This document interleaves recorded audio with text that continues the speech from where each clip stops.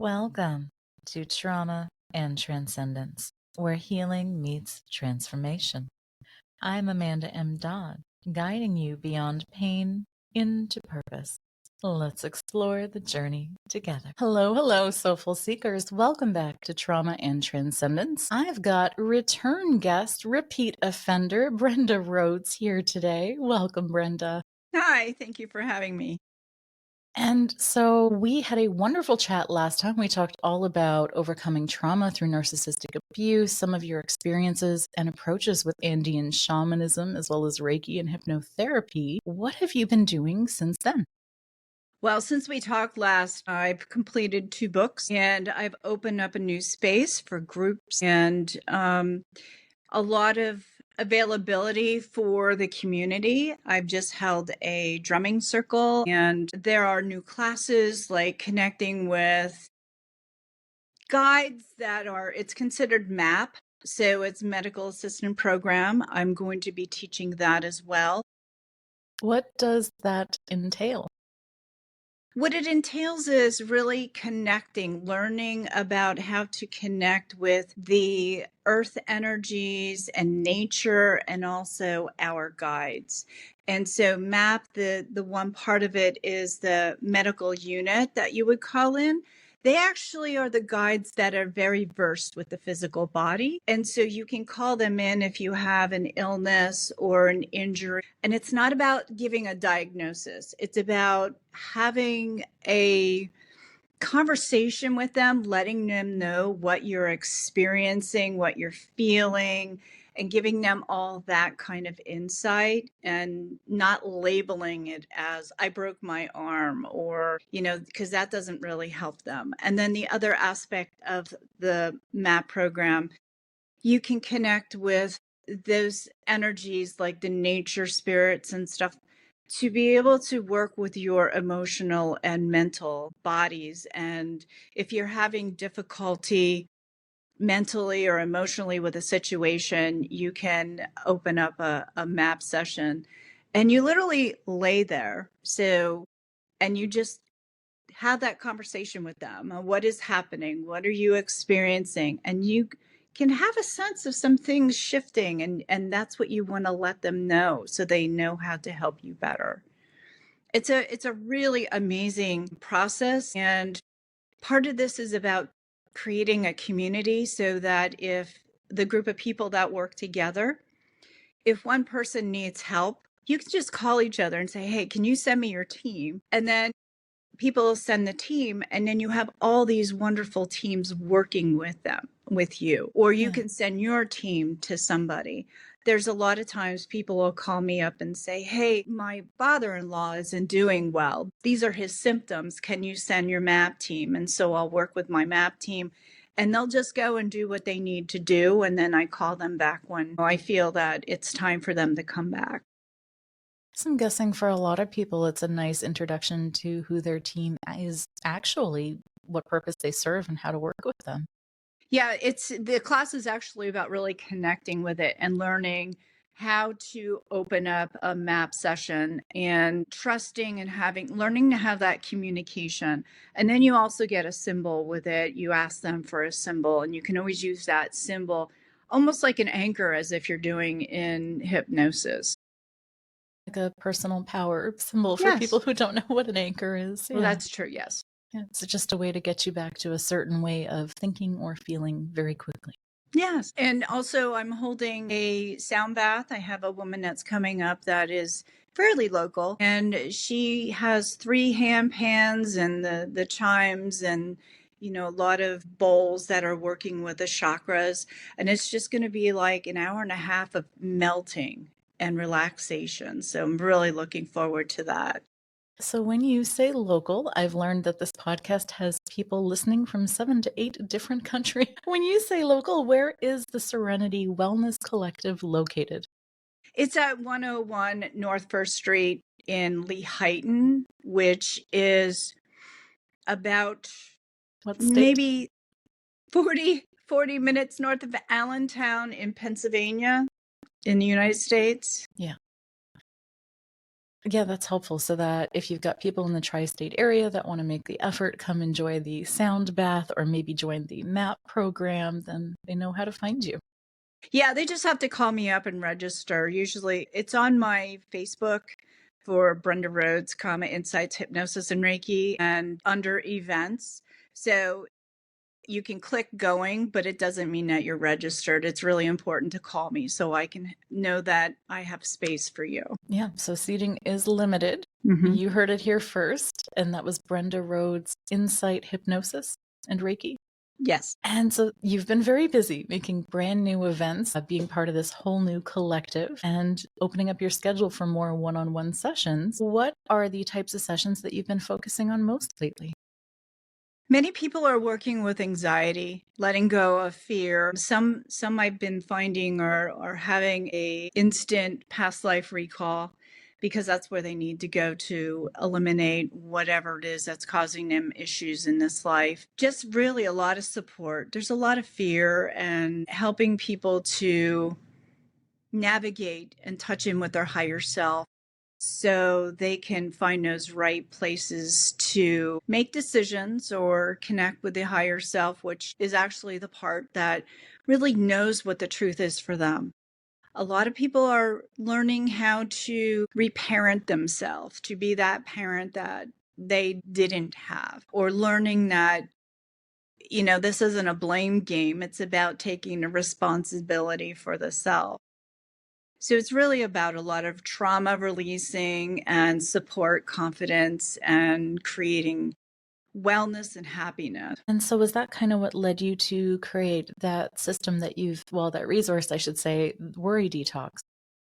Yes, because worry, in my definition, worry encompasses anxiety, stress, tension. And I remember as a younger person, my mother would always say, I'm worried, I'm worrying, I'm worried. And actually it's kind of revisited within my office. A lot of my clients are now talking in the frame of worry. And so I thought it was really important to create a very easy download book that can give you the steps and techniques of what you can do, and just kind of look through it quickly, that you can help yourself to let go of the worry, the stress, the relaxation. There's some quick hypnosis or guided visualizations that you can do in there. There's some vagal techniques that you can use from there. There's many different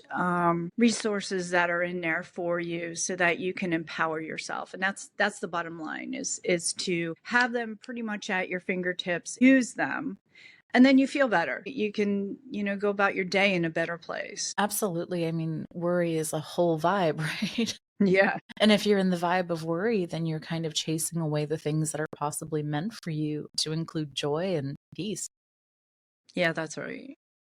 I love that you integrate in the vagal techniques. Ladies and gentlemen, that is your nervous system. It is responsible and helpful to work with on so many levels. Ever since training with you and Shelley, what was it, not last year at NATH, the year before, for the Vagal Nerve Specialist program, I bring it into every single session because it's just so key. And so, of course, you offer that in your Worry Detox system as well. And where do people find that? It's downloadable off of my website, allentownhypnosis.com. Just go under, I just lost the link. That's okay. I will put it in the show notes, but that way people know to head to your website and it'll also be there. And so then from they download it, right from that moment, how do you recommend they approach using that as a resource? Do you recommend they read it once through, or they go to a specific segment? I think they need to use their intuition. There are very quick techniques that they can use if they need it, like instantly. Say that they're in a spot and they download it right then and there. They don't need to go and read the beginning. It's a very easy read, and it doesn't take long, and everything is, indexed, very open and easy for them to find those things. It starts off with a little bit of what may be happening, what you may be feeling and experiencing. But really, the book is designed to support you and to bring you in a place of feeling uplifted and happier. Are there different kinds of worry? Like, do they originate in different ways or express in different ways? I think so. A lot of times there might be something that comes back from our past that is triggered. And it's a memory. It's a way our system is built to protect ourselves. The thing is with these tools that you have from this book, it allows you to release yourself, kind of like cutting the cord or just letting it go. Many people have different ways of talking about releasing it. And sometimes it's just really about letting yourself off the hook, something that we may have done in the past that we're not happy about, or we believe that wasn't right. It's the past. It's not doing anything by keeping ourselves in a place of guilt or anxiety because I did that to my sister and I really feel bad. You're living right here in the present. So it's really about moving from this place and embracing the self in all the facets and letting it go. Or a place of surrender. Yeah, that's my favorite word. It's my favorite inner practice that always brings me back to the here and now, which is an important part of dealing with worry. But what I heard there that I really liked, and it kind of triggered a thought for me, a memory recent, is that a lot of the times the places where we have worry, like you said, it's kind of that muscle memory, somatic experience. We don't have to consciously know what it is in order to experience it. So an example I have of this, I was at the shop. Oh, this is awesome. You're not going to be able to hear the sirens, but my story is actually about that. When they hear the recording, they won't probably. But I was on my way back from the shop. I had just had a client for IEMT, which is Integral Eye Movement Technique, where we help reprocess their memories, move the eyes, and then change the internal emotion, reaction, perception of the memory so that it kind of disentangles, uncords, if you will. And I felt like ridiculous because here I was driving and I heard police sirens or ambulance sirens. And every time I hear ambulance sirens, what used to happen was it would boot up that somatic unconscious memory and I would well up. My eyes would start to well up. If it was close enough, tears would come down. And I felt like the biggest hypocrite on the way back from this client session. It's like, here I'm helping somebody and I'm having this ridiculous response in traffic. And traffic wasn't going anywhere. And so I did the thing they don't recommend to do, which was did IEMT on myself while in a car. And I just wanted to see, could I quickly process that? And so I was like, okay, this reaction, I tried to be objective. I started working myself through. And as I was working through that reaction, the memory hit. And it was me being in the car, passenger side with my mom. I remember hearing the ambulance sirens and then her saying, "Oh my God." And there was this huge crash, major wreckage, so sad. And you could tell that the people didn't survive. I didn't remember that. I didn't know that was being re-triggered every time I heard the ambulance sirens. Now, as you can see, the sirens can go by and I have zero response. I'll pray for them, but that's it. But those are those triggers that we hold. And sometimes they're not even ours, or we blew them out of proportion because at 8 years old, everything looked bigger and scarier. Not like now. So I love that you help people bring awareness to that. So as you're going through Brenda's book, pay attention to those memories that start to surface and see them with your adult eyes. Any thoughts on that? Yeah, it is amazing on how things are recalled. And it was interesting because I wasn't able to sleep. I woke up very early yesterday morning and I was laying in bed and my recall went to all these amazing experiences I've had in Peru, in the Iquitos, in the Amazon, in the Sacred Valley, in Cusco, when I was in Bali. And it was a beautiful experience of having those positive recalls. And I believe that that's from me retraining my consciousness, my subconscious. Because I am a firm believer of being in the present. And if there's something that is happening, to look at it as this is for me, not against me, and using my tools. And I find that a lot of people don't want to use the tools. They want to have an instant fix. And unfortunately, that instant fix is really taking that responsibility, using those tools for the self and practicing. And so I just found it a very interesting dynamic how what a wonderful experience that I was able to have all these things I haven't thought about in years just come to me. And, if we have a problem, if we have a situation, we can use one of those vagal nerve exercises that's in the Detox book, or even my other book that's Great Relationships. And we can use those, but we also have our mind. We can instantly switch that story and go to a story that is happy, go to a story that is safe, and just remind yourself right now, here, I'm okay.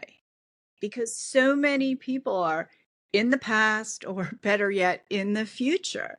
And that future of the unknown is just, it just blows your head apart because there's no way of figuring out what that's going to be. There's just, no matter how many scenarios you create, you can't make that to be your reality when that time would come. However, your body's experiencing it as if it is happening. And to bring ourselves back, to do that practice, to come back into the self, take those deep breaths. Maybe even something as simple as putting a rubber band around your wrist. I mean, years ago, I remember my mother was told to do that and snap it when you're in that place because it breaks the state. It gets you out of that, and then move the mind. Think about a special place. It might be somewhere you would like to go. It might be somewhere you have visited. It might be an illusional place. I had a client that was pregnant and she wanted to be on the moon sipping a glass of wine. And it doesn't matter. It's just about allowing yourself to experience it with your senses, because your body is taking it in as truth. And so it allows you to calm down.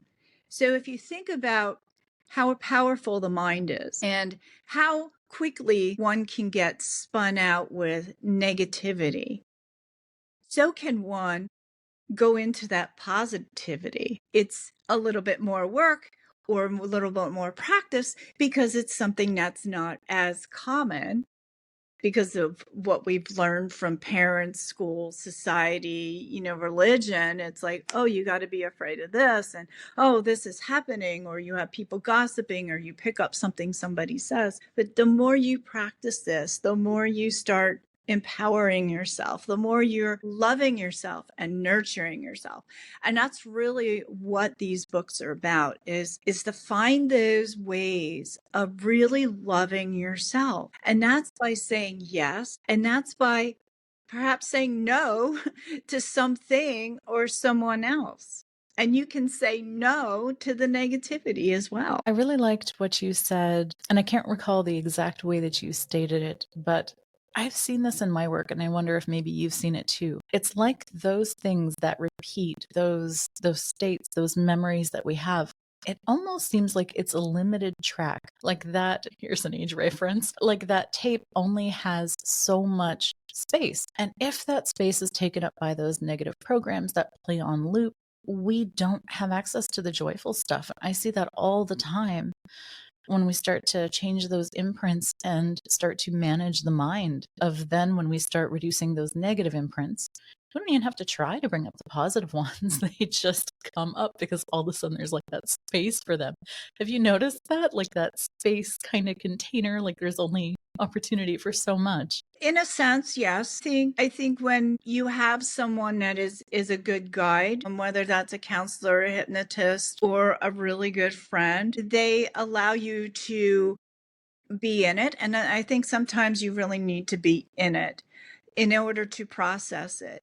Because also these experiences that we have had in the past, they are in the body as well. And so it's about helping to release that. And as you were talking about that process that you were doing, and then you started doing it in the car, you are helping to release that from your body as well, not just your psyche. And so we have that availability. And again, there it comes back to, you can really work with the vagal nerve, and as simple as humming.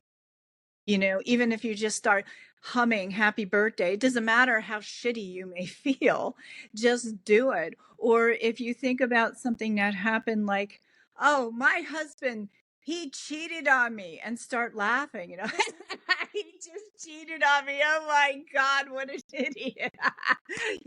That really breaks that state, that breaks that energy of that negativity, and it allows you to lift up higher, to be in a higher vibration. I think maybe I was unclear. And what I was sorry. trying to express was, like, we seem to only have a certain amount of bandwidth for what we can hold and process. It's the weirdest thing. And so the more of those negative impressions we have, the fewer of the positive ones we have. Like when you were talking about Iquitos and Cusco, those were able to come onto the bandwidth after you'd removed some of the negative imprints. And it's like, I see it in myself as well. It's so interesting. It's like we only have a capacity to hold so much at a time before things are just unconscious. And then it's a somatic thing that's happening within the body, and we don't have conscious memory of that thing happening. Right. Yeah, I see that too. Yes. Yeah, it's weird. It's such a strange phenomenon. But you bring up so many good and really just valid points with the nervous system, how to change the state of things. And I think for listeners, like when you're listening to this, I hope it's not too much expert speak in your understanding of when I'm having a response to something that I'm not enjoying. That is a state. It is a state of mind, a state of being. I can shift it. Yeah. And, it's really about widening that perspective. And I think that's where that limitation comes in, because the perspective is, when we're focused on something and we're really focused on, it's very narrow, and that's where your bandwidth is. And when we are able to slightly adjust that into opening it a little bit, of course, now you have a wider bandwidth, you have a wider perception. And if you follow in that, you keep opening that availability to yourself. So with that opening, you're actually releasing all that stuff that, kept you trapped in that. Yes. And then it's the neuroplasticity. It's the actual muscle memory in the brain of, I'm used to being in a certain state of mind 365 days a week. So tomorrow when I wake up, what's going to automatically happen? All of those same neural pathways are going to trigger in the brain.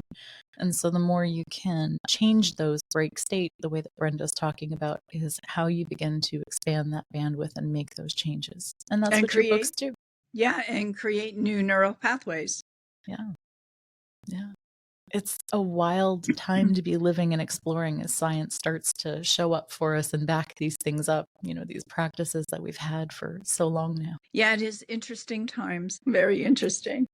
So I think a natural segue is, after people kind of work on that worry and explore the self-love, that then naturally the next thing to happen is great relationships. Yeah, great relationships. I'll show you the book. Yeah.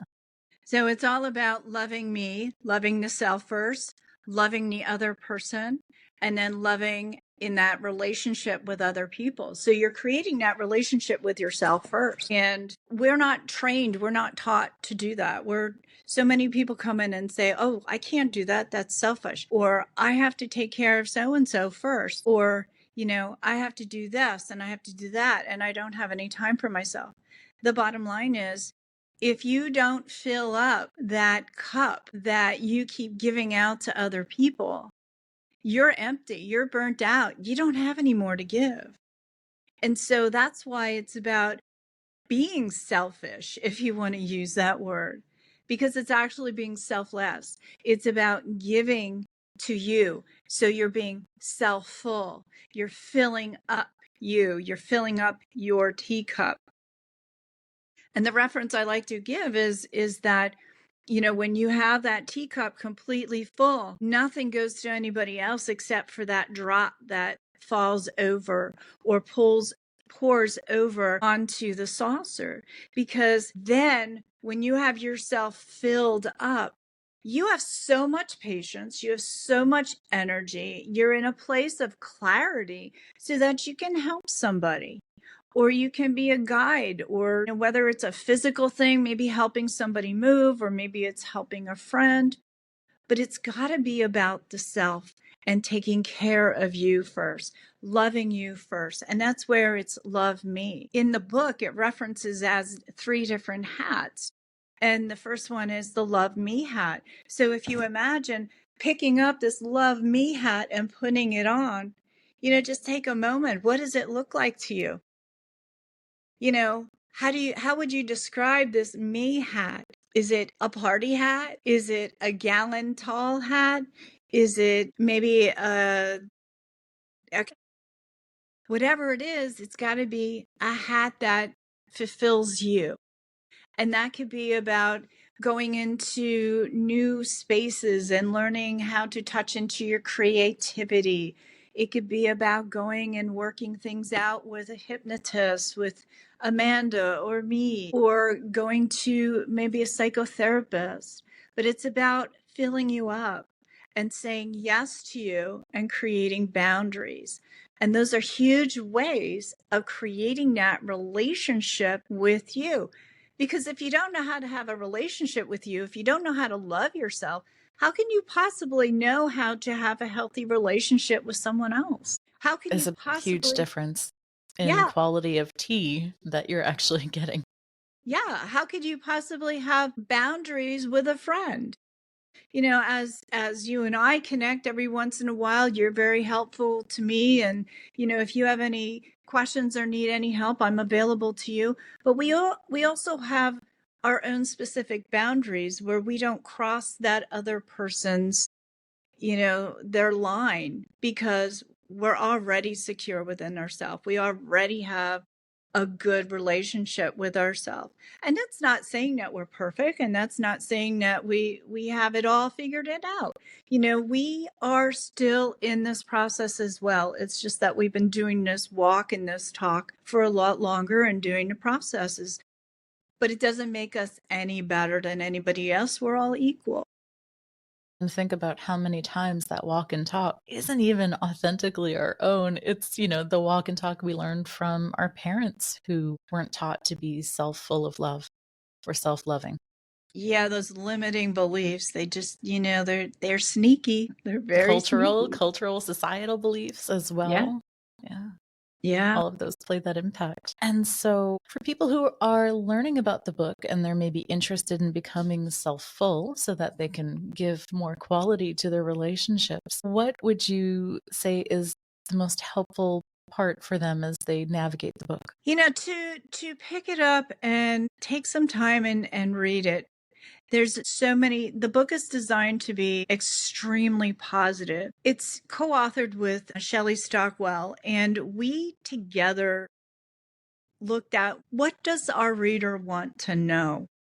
There's so many things out there that you begin that book and it's very downing and it's a lot of blah blah, and this is about uplifting. There's wonderful uplifting stories. There's some jokes that we are, said in there. There's some of our own personal experiences, other people's experiences. And it's just about you can open it up. And sometimes, if you open it up to a page and just start reading, good chance that's where you need to be. So you have the opportunity, of course, you can look through it, you can read through it from cover to cover, but it can be a manual, but it can also be, I need to figure out how to do this. And so you just look for that section and it's right there.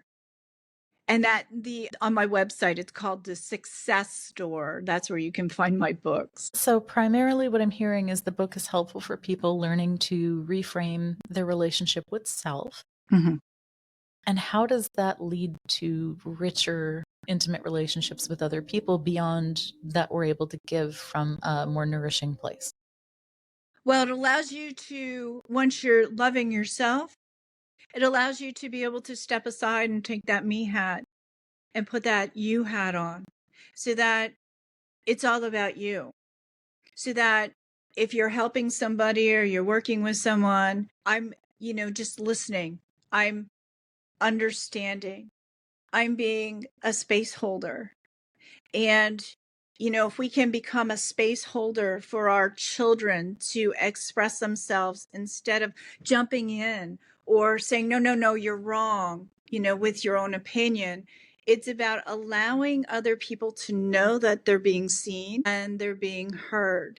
So it's really about backing off and being and supporting. One thing I see a lot with clients, the more work we do together, the more they start to want to refer their spouse. And it can often become this situation of, oh, if my spouse would just do this, or my spouse would just hear that. Are there segments in the book that maybe people can do with their loved ones, like pull an exercise out and just help each other see what hats they're wearing? Yeah, there is. There's a lot about like what they could do to create date nights. There's a lot to be about how to make more cuddle time and loving and connecting with the chakras and sitting together. This is a very rounded book. It really pulls in every aspect of life. And then so, when you're doing that, then you're in that loving us or that us hat, if you want to put it that way. And then you are an individual, but yet you're together. So you're honoring both yourself and the other at the same time. And then the relationship. Yeah. Yeah, it blossoms. And it's not just for couples. If you're thinking it's an intimacy thing, I promise you it is not. I was in Shelley Stockwell's most recent NATH keynote speaker, and she did a demonstration of this. And I had my dear friend Jay with me, and we had the luck of being coupled together towards the end of the exercise, where there's some really deep intimacy enhancing things. That was a new experience for Jay, and I don't want to out her, but it was kind of an overwhelming thing to be at a conference and have all these things happening. And so that we got to be together, look each other in the eyes, go through the process. There was this really deep moment where you get to look at the other person and say, I get you. Yes. And oh God, she needed that. Yes. She needed that so much. And then it really enhanced our relationship moving forward as friends. And that was the whole presentation was 30 minutes, but that one segment was maybe 1 minute. So it's quite powerful. And so you guys have outlined a lot of this within the book as well.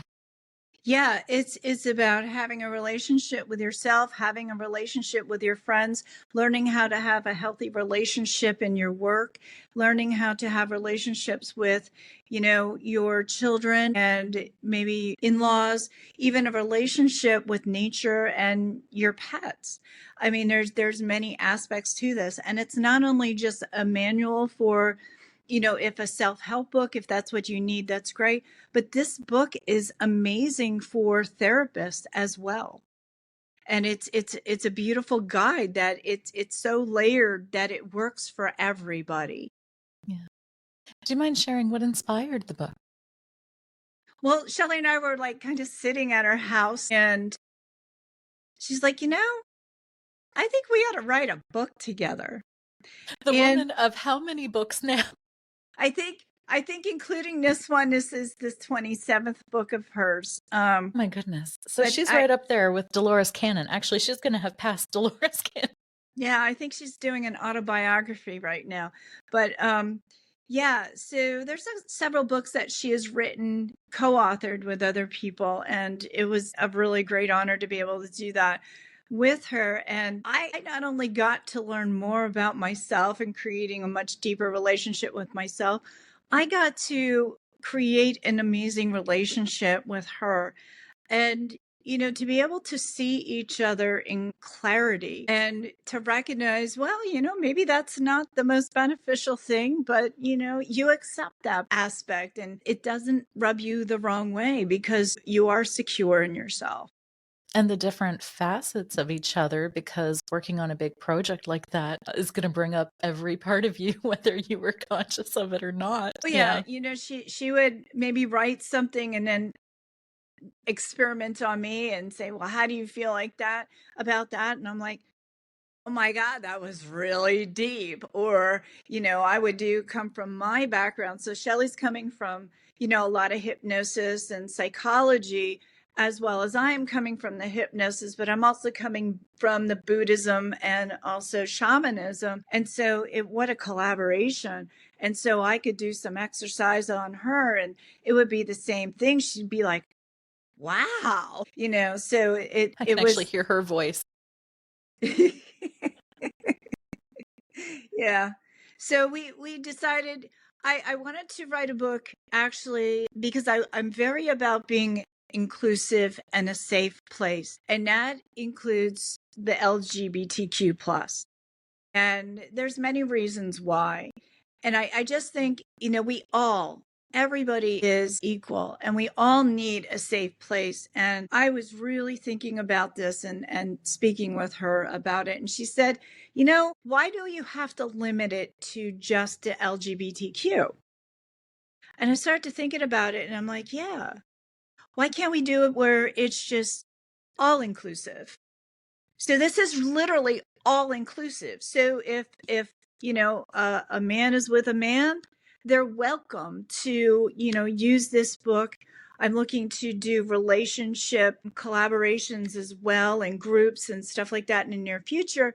So even if it's a friend, people can come. It's about really getting to know the inside, getting in touch with that spirit of you and and really blossoming. I heard you say you've got some groups coming, but I'm wondering for people going through the book, and it could be a parent-child relationship, it could be a friendship relationship, any kind of relationship. Do you offer relationship coaching or hypnotherapy sessions so that if they want to go a step further and get more specialized, unique to their relationship situation help? Is that Yes. available? Yes, it is. I do, as well as I'm looking in the near future of creating seminars as well. And then there'll be like opportunities to have maybe one-on-ones with that relationship with me, or it'll unfold the way it needs to. Awesome. Anything else on the horizons that you're enjoying or that this has kind of led you into? Maybe you're having a whole new path open up. Well, yes, I've been listening to my guidance. And as I said earlier, I opened up this new space that is about maybe 10 minutes away from my office where I do one-on-ones in order to have groups, in order to create a safe place, creating a women's group and some art therapy as well, and just touching into that creative juice, even if you don't feel like Yeah. you have any I think artistic. I think you were saying earlier you've got, I'm going to butcher this, was it felt needling this evening? Felting. Yes. Felting. I'm going to go Got it. to learn some felting so I can be there to support someone that is going to be teaching in my space if there's, more than one person that needs our help. So it's really about touching into that creativity. And it's not necessarily that you have to do art. I mean, everybody is creative in their own way. When we're making a decision, we're being creative and we're figuring out how we're going to do that, which is creativity. So a lot of people will say, well, I don't have any creativity, but that's not really a true story. It's that they're looking at one aspect of maybe modality or something, but the truth is we're always creating, and we get to create our world, whether we're in a place of lack or stuck, or we're in a place of happiness and joy and upliftment. So yeah, I'm going to be learning how to do felting. And it was funny because I shaved my dog, and so I had this pile of hair or fur, and I took a picture and I was joking with her. I said, felting? And she's like, yeah, sure. You can felt the fur. I'm like, oh my God, this is too funny because like Make the a pile, keepsake. Yeah. was as big as the dog. She's It's a just very a big tiny little keepsake. yeah, Aw. so there's many things that I'm bringing that are opening for the community and the area, and perhaps if people are coming through that they can just connect with me and see if there's something going on that they may like to join. There is really something special about creativity, and it's really unlike anything else. And it is so important. I find when I'm creative, it really causes me, again, there's that magic word, surrender. There has to be space to receive. And so oftentimes when I'm working with people who are like, oh, I'm creatively blocked, and it's like, okay, What can you let go of? What can you do to actually make yourself available to receive creativity? And sometimes we just need to slow down and do less stuff, especially in the digital age. I'm finding of having moments of out in nature, do nothing. How long can you do nothing? Doing nothing is doing something. Yeah. But it's not looked at that way. So people don't value it. They're afraid they're being selfish once again. And it's like, no, that's a very required, different kind of fuel where you're opening up, you're surrendering to something else to fill you up. Sure. Nature gives you that energy. Nature helps you to release that heaviness. Nature loves to be the mulch and churn that crap up and down and take it from you. The earth is, Pachamama is loving that because it's fertilizer, and then something can grow out of that. Imagine just letting one thing that may be on your mind right now, just letting it go. And it opens up that perspective, just like you were talking about earlier, that people just have that limited space. But if we can say, just give ourselves permission to just let go one thing that's holding us back, or one belief that's limited, and allow ourselves to experience that, we just open up a whole new world. A whole lot of other things are able to come to us and come into us. And that's what I was saying earlier, was I'm trusting my intuition. So I open this space, and I don't know exactly what my future is, but I will tell you, 18 months ago, I didn't know I would have gone to Bali. I wouldn't known I would be invited to come to the Irish Hypnosis Conference in April. I'm a guest speaker at the IACT conference in May in Orlando. I didn't know this stuff I'll was see you gonna at that happen. one. Yay! That's wonderful. I'm not presenting, I'm just coming to take it all in. It's perfect.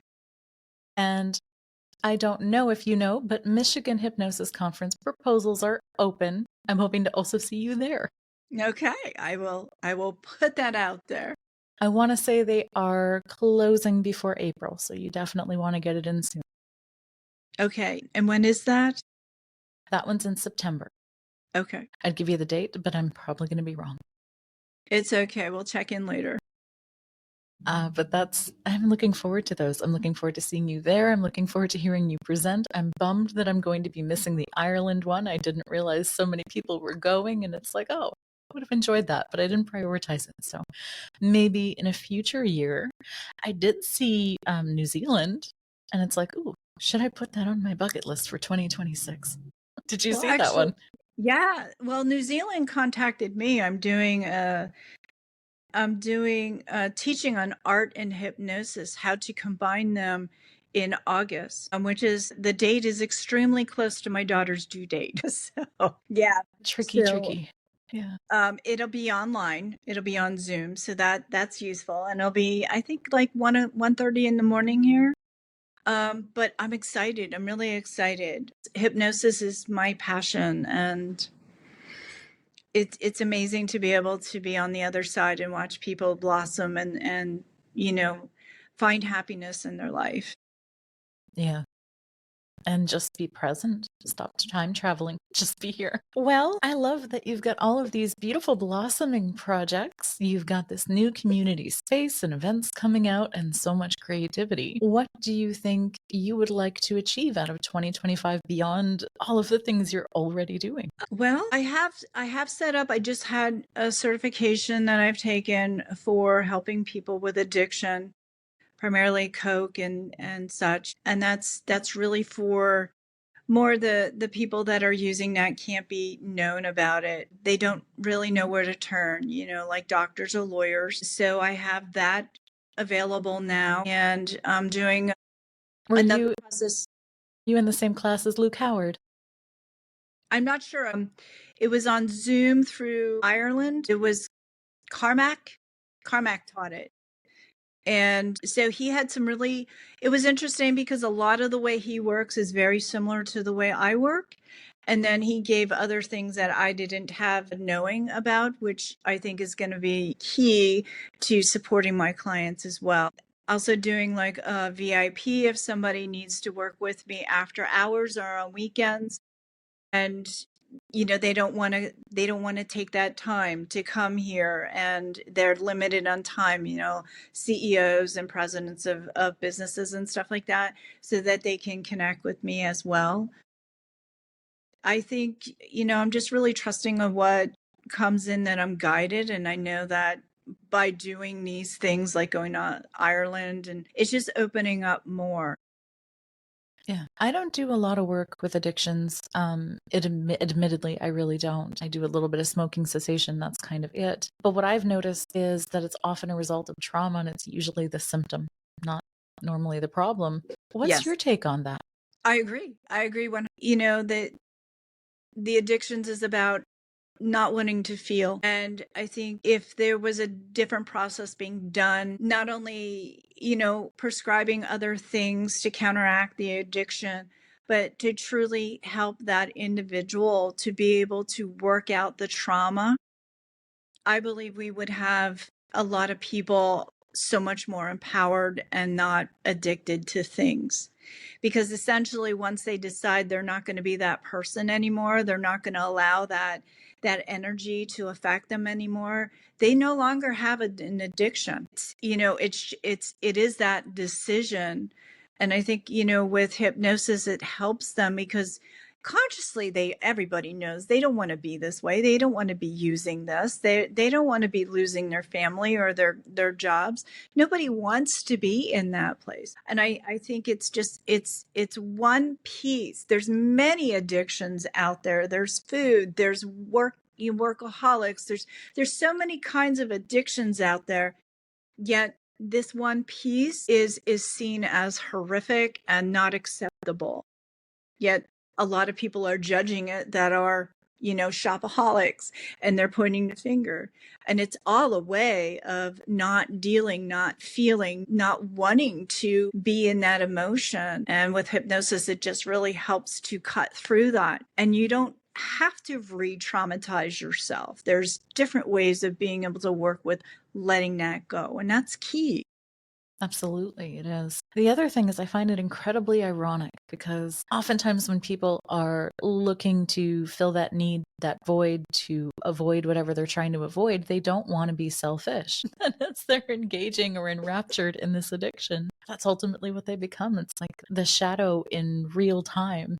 Isn't that fascinating that if they had just gone the other way first of, you know what, I need time to process whatever this feeling is. I'm going to give it space. I'm going to be with it. I'm going to honor myself.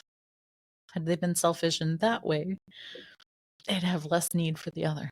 But they don't know how to do that. They don't know that that concept is available. They weren't taught that as children. We're not taught that. We're taught, you do what I tell you to do. You take care of Nana first, or you go over and shovel the driveway because they're elderly and they can't do it, and that's your responsibility. I think, that is a total form of manipulation, and in an aspect of some form of narcissism, because that is not teaching that person to be an individual, to be able to think for themselves, to be able to embrace and nurture themselves, even as a young person, where they can empower themselves. And then they want to go over and they want to help, clean off the snow on the driveway because it's what feeds their, they feel good about it. They want to share. But, unfortunately, we don't live in that. Yeah. And it is a need that we have to give back. And we're looking at, I think it's Tony Robbins has a list that he references of human needs, and giving back to a community is one of them. But could you imagine if we taught young people from an early age of, okay, fill up your cup now from this place of self-full? How would you like to bring that out in the world? Completely different. Yeah, absolutely. How do we create that? How about we sit down and create that together? Yeah. I love that. Yeah.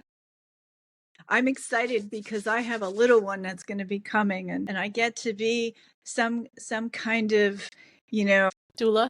well, I could be a doula, but I get to be some kind of inspiration that I'm able to touch this life, and to be able to do it where I'm at now and where I will be in that time instead of years ago when I was in my own heavy place. Learning through your learning phases. I like that. Yes. That training had to come in sometime. Absolutely. Any chance of a hypnobirth? She hasn't asked me yet. However, she is going to a midwife who caught her. And that midwife that is going to catch her baby became a really, really good friend of mine and said, I need your help. And that's where I learned hypnosis. She asked me if I wanted to do hypnosis for hypnobirthing. And I'm like, yeah, I don't know how. And then she said, well, I'll make you a tape. And I listened to the tape. Now that dates me. And so I had my children naturally, no chemicals. And then she's like, I could really use your help to help people release this idea of fear, because again, we're in this system of fear, fear, fear. And so I'm like, yeah, I would love to help your clients. I don't know how to do that. And she hands me a book that has scripts for hypnobirthing. And that's where it all began. It's like, this found me. I didn't look Almost for full this. circle. Yeah. You've almost got a whole little hero's journey right there. It's awesome. I forgot that was part of your origins. That's so cool. Yeah. Yeah. Amazing process. Hopefully she remembers that and she's intrigued and wants to practice that with you, because what a cool opportunity that would be to just have that within your relationship and memories as well as you welcome your new little one into the family. Yes, I'm so excited. Well, thank you so much for your time today. Is there anything else you'd like to share with the listeners before you head off and continue to help people out in the world? I think just to really allow yourself to touch in with yourself. Take a moment, just one moment today. Take a couple nice deep cleansing breaths and just say yes, and connect with your heart and ask your heart how you can say yes to yourself. And maybe that's just about taking a few moments every day and doing some deep breathing, or imagining you're in a special place. Maybe it's the beach, or, at grandma's kitchen where she's making cookies. Just allow yourself to have that little bit of space, because that just allows you to become more fluid in your life. It allows you to have more clarity within your mind and your brain. And it allows you to find those peaceful places every once in a while. It just kind of gets in there because you are creating those the new neural pathways. And just know that you are worth it. You are worth it. And to live in your passion, find those things that you're passionate about, even if it's just a few moments a day. And just choose. That's the foundation of building those great relationships once again. Absolutely. You want to show the book one more time? Sure, of course. Yay. This was my baby too. Yeah, a totally different kind, but absolutely. Yes, it's in print. Imagine that. So, love me means loving you first. And then when you're loving you, you're able to love that other. And then you can come together and love us in that beautiful love ship or friendship, or, even if it's just with nature. Absolutely. Thank you so much for your time, your energy, and always being a fascinating person to explore healing trauma and beyond with. And I will see you out there, Soulful Seekers. Thank you so much for listening. I hope you found something really insightful today. Stay happy, be well, but always stay inspired. Bye for now. Thanks for joining me on this episode of Trauma and Transcendence. If you found value in today's episode, remember to subscribe and to share. This podcast is brought to you by healingbeyondtrauma.com, supporting your journey beyond trauma and into transcendence. Until next time, take care and keep transcending.